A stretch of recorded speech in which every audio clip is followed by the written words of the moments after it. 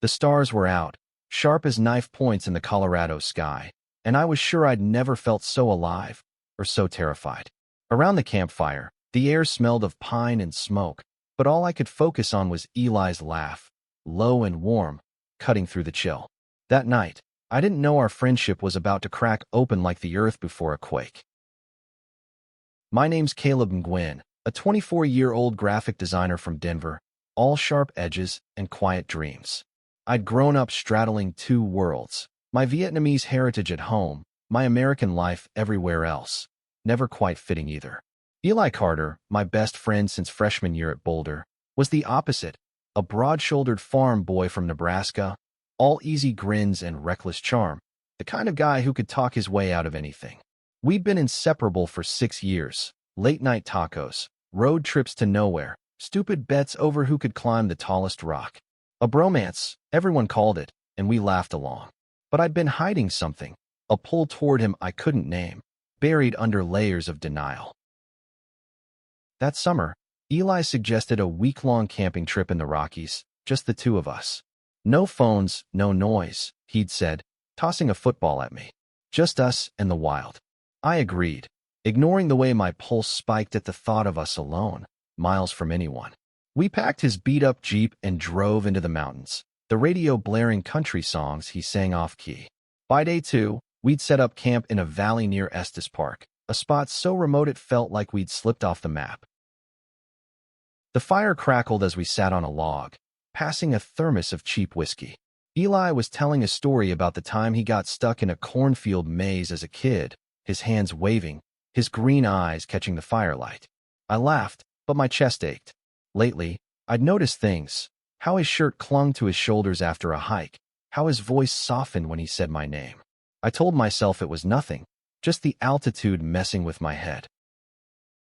"Caleb, you're zoning out again," Eli said, nudging my knee with his.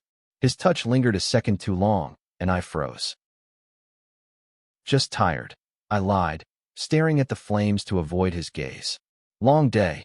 He didn't push, but I felt his eyes on me, steady and searching. We'd always been honest, about my parents' expectations, his dad's drinking, our fears of screwing up our lives. But this thing I couldn't say, was a wall between us. I wasn't ready to admit I might be something else. Not straight, not quite anything I could label. And Eli? He was the golden boy, the guy who dated cheerleaders in high school. No way he'd get it. As the fire died, we crawled into our separate tents.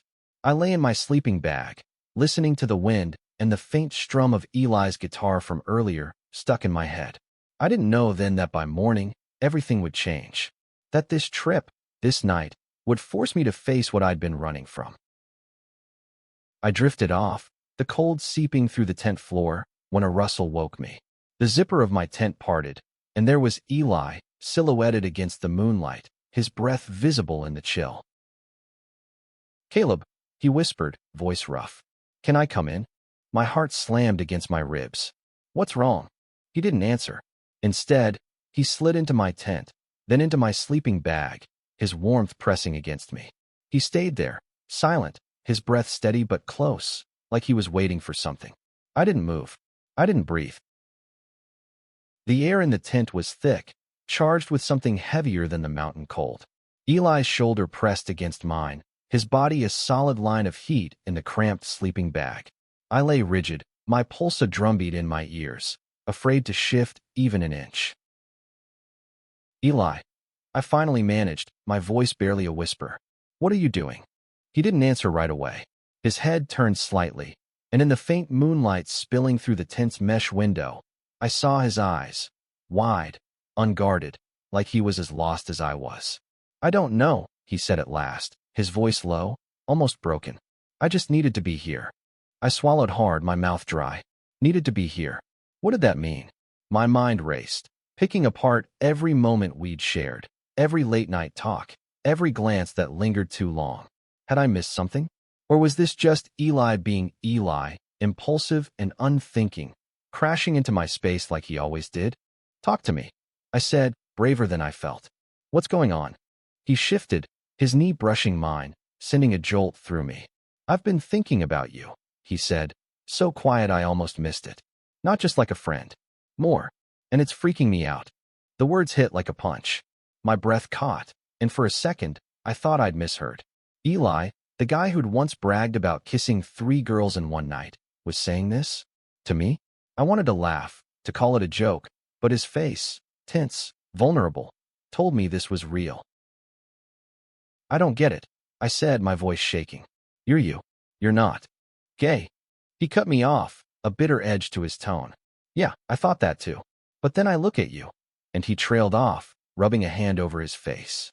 God, Caleb, I don't know what I am. I just know I can't stop thinking about you. My chest tightened, a mix of fear and something else, something warm and dangerous. I'd spent years shoving down my feelings for him, convincing myself they were one-sided, impossible. Now here he was, tearing that lie apart.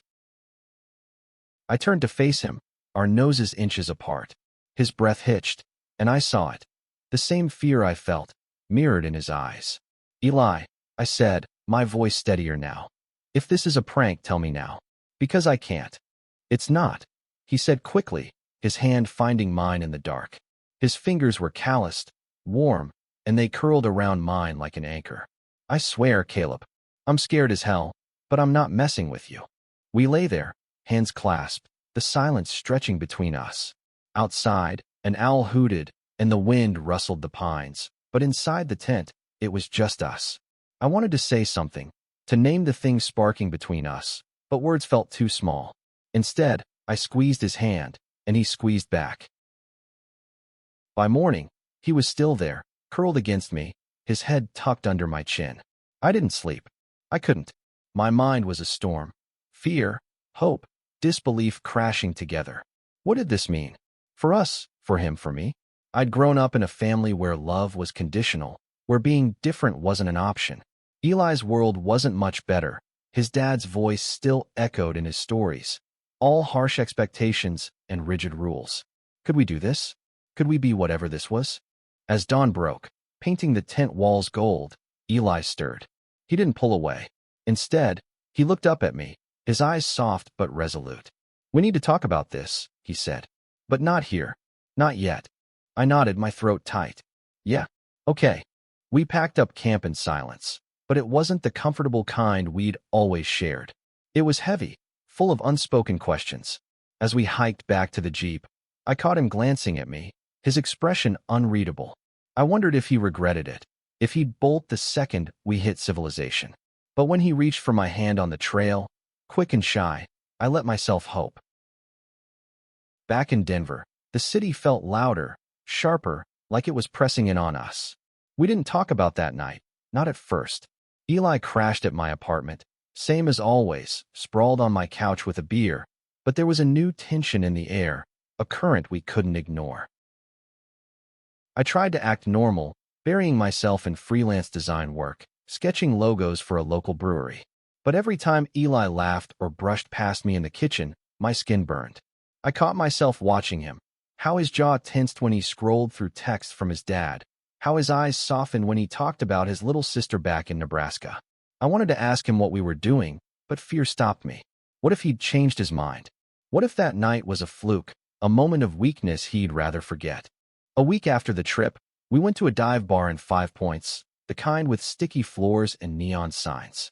Eli was quieter than usual, nursing his drink while I rambled about a client's impossible deadline. Halfway through my story, he set his beer down hard, his eyes locking on mine. Caleb, he said, voice low but firm, we can't keep pretending nothing happened. My stomach dropped. The bar's noise faded, and it was just us, the air between us crackling. I know, I said, barely audible. But what do we do? You said you're scared. So am I. He leaned closer, elbows on the table. I've been thinking about it. About you. Every damn day. His voice broke, and he looked away, like the words cost him something. I don't know what this makes me, but I know I want you. Not just as my best friend. My heart stuttered. I wanted to reach for him, to close the gap, but we were in public, and I was still figuring out how to be this version of myself. Eli, my family, they wouldn't get it. And your dad.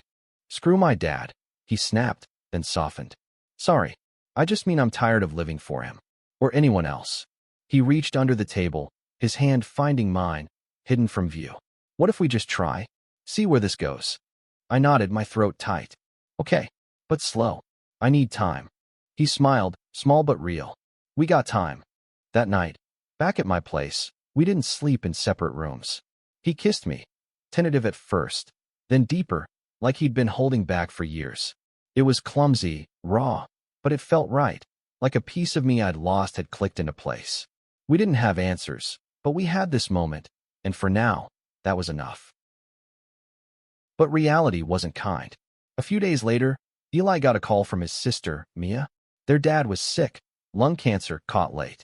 Eli's face went gray as he listened, and when he hung up, he looked at me like he was drowning. I have to go back, he said, to Nebraska, just for a bit. I knew what that meant. His hometown was small, conservative, the kind of place where people like us didn't exist. I'll come with you, I said, impulsive. He shook his head. Not yet. I need to do this alone. The next morning, he was gone, his Jeep loaded with just a duffel bag. I stood in my apartment, staring at the empty couch, wondering if I'd just lost him. Weeks passed, and Eli's texts grew sparse. He'd send updates about his dad's chemo, his sister's tears, but nothing about us. I tried to focus on work, but my sketches turned dark, jagged lines, shadowed figures. I missed him, not just the new us, but the old us too. The way we'd laugh until we couldn't breathe, the way he'd drag me into adventures I'd never choose alone. I started questioning everything. Had I pushed him too far? Was he regretting that night in the tent? My family noticed my mood. My mom asked if I was eating enough. My dad lectured me about staying focused. I couldn't tell them the truth. They'd raised me to be the good son, the one who'd marry a nice Vietnamese girl and carry on the family name. Coming out wasn't just a conversation, it was a detonation.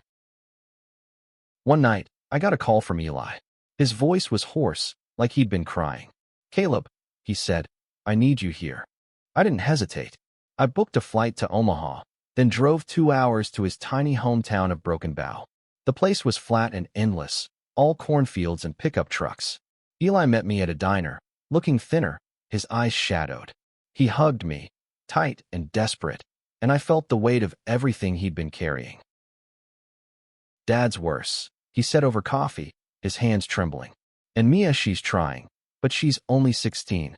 I don't know how to fix this." "You don't have to fix it alone," I said, reaching for his hand. He pulled back, glancing at the waitress, and my heart sank. "Not here," he whispered. "People talk." That night, we stayed at his family's farmhouse, me on the couch, him in his old room. I heard him pacing, the floorboards creaking, and I wanted to go to him, but the walls felt like they had eyes. The next day, I met his dad, gruff, weathered, but frail in a way that didn't match Eli's stories.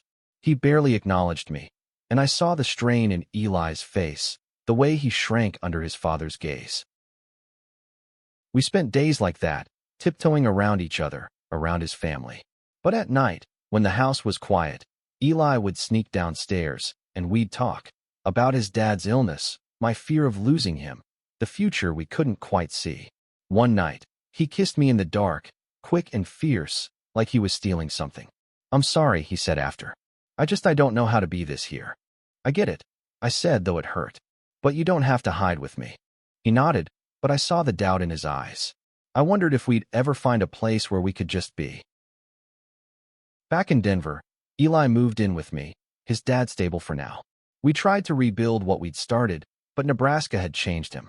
He was quieter, jumpy, like he was waiting for someone to call him out. I wanted to fix it, to pull him back to the Eli I knew, but I was struggling too. I'd started coming out to friends, testing the waters, and while most were supportive, a few drifted away. It stung, but it was nothing compared to the silence from my parents when I hinted at the truth. One night, we fought. It started small, Eli leaving dishes in the sink, but it spiraled. "You don't get it, Caleb," he snapped, pacing the living room. "You grew up in a city. You had options. I came from a place where being this, it's a sin. And you think it's easy for me?" I shot back. "My parents would rather I disappear than be gay. But I'm trying, Eli. For us." He stopped, his shoulders slumping. "I'm trying too. But it's hard. I keep hearing my dad's voice, telling me I'm wrong." I stepped closer, my anger fading. You're not wrong. We're not wrong. He looked at me, eyes raw, and pulled me into a hug. We stood there, holding on, the fight draining out of us. That night, we made love for the first time, slow and careful, like we were mapping something fragile. It wasn't perfect, but it was ours. But the world kept pushing. Eli got a job at a construction site, and I heard the edge in his voice when he talked about the guys there, their jokes, their sideways looks when he mentioned me. I pushed him to be open, to stop hiding, but I saw the fear in his eyes. I hated myself for pushing, but I hated the hiding more. One evening, we went to a pride event in Denver, my first. The streets were alive, rainbow flags, music, people unapologetically themselves. I felt free, like I could breathe for the first time. Eli held my hand, but his grip was tight, his eyes darting. When a group of protesters shouted slurs from the sidelines, he flinched, pulling away. "I can't do this," he said, voice breaking. "Not yet." I wanted to scream, to beg him to stay, but I saw the panic in his face. "Go," I said, my voice hollow. "I'll find you later." He left, and I stood there, surrounded by joy, feeling like I'd lost him again. Months passed, and we settled into a fragile rhythm. Eli stayed, but he was careful, never touching me in public, never calling me anything but buddy around others. It hurt, but I loved him, so I stayed too. We built a life, movie nights, hikes, quiet mornings where he'd make coffee and I'd sketch.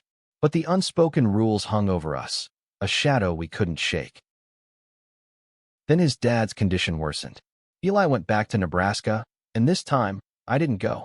I couldn't face that house again, the way it dimmed his light. He called me every night, his voice thin but steady, promising he'd be back soon. I believed him, but doubt gnawed at me. One night, he didn't call. Then another. Panic set in, and I texted Mia, who said he was fine, just dealing with stuff. I felt like I was losing him, piece by piece. When he finally called, his voice was flat. "Dad's gone," he said. "Funeral's tomorrow." I flew out that night. At the funeral, Eli was a ghost, pale, distant, shaking hands with people who didn't know the real him. I stayed close, but he barely looked at me. After, at the farmhouse, he broke. "I can't keep doing this," he said, tears streaming. "Pretending I'm someone I'm not." "Then don't," I said, grabbing his shoulders. "Be you. With me." He kissed me, desperate and raw, right there in his childhood bedroom. It was a promise, a breaking point. The next day, he told Mia the truth. To my surprise, she hugged him, tears in her eyes. "I just want you to be happy," she said. We drove back to Denver, his hand in mine the whole way. It wasn't perfect, but it was a start. A year later, we stood on a cliff in the Rockies, the same valley where it all began. The air was crisp, the sky endless. Eli wore a flannel shirt, his baseball cap backward, and I caught myself smiling at how he hadn't changed, and how he had. We'd faced our demons, my parents' disappointment, his hometown's judgment, the fear that we'd never be enough. I came out to my family, and though it cost me their approval, I gained something better, freedom. Eli quit his job at the site, started working at a community center, coaching kids, and being himself, unapologetically. That day, as the sun dipped low, he turned to me, his eyes steady. "Caleb," he said, "I love you. Always have." I laughed, tears pricking my eyes. "Took you long enough to say it." He grinned, pulling me close. "I'm slow. You knew that." We kissed, the mountains watching, and I felt it. The weight of all we'd carried lifting, just a little. We weren't perfect, and the world wasn't either. But we had each other, and that was enough. As we hiked back to our campsite, hand in hand, I thought about that night in the tent, when he slid into my sleeping bag and stayed. It wasn't just a moment, it was the start of us. Not a bromance, not anymore. Just love, messy, real, and ours.